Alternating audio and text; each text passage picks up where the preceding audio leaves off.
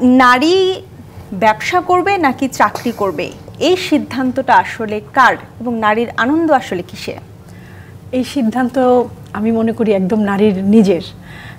সে আমি যেমন ছোট থেকেই আমি ভেবেছি, কিংবা যখন পড়াশোনা করছিলাম তখন আমি জব করেছি অনেক দিন, কিন্তু তখন থেকে আমার মধ্যে ছিল যে আমি বিজনেস করব, আমি মানুষের কর্মসংস্থান করব, আমি নিজে স্বাধীনভাবে আমি নিজে বিজনেস করব। তো এটা আমি মনে করি যে এটা পরিবার থেকেও সমাজ থেকেও নিজের ভেতরের ইচ্ছাটা এখানে অনেক বেশি জরুরি।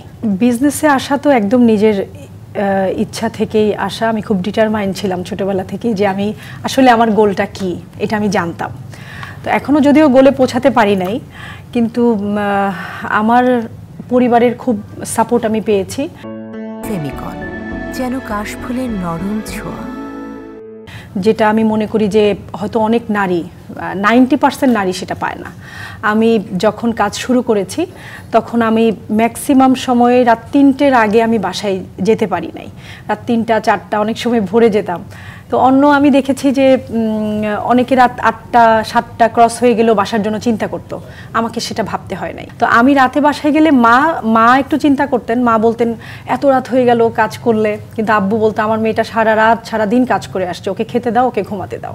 তো আমার বাবার মার যে সাপোর্টটা আমি পেয়েছি, তো এই সাপোর্টটা আসলে আমার এখন পর্যন্ত আছে। আমি মনে করি যে অন্যান্য মেয়েদের চেয়ে আমার এই যাত্রাটা হয়তো সামাজিক দিক থেকে কঠিন ছিল, কিন্তু পারিবারিক দিক থেকে আমার খুব সহজ ছিল।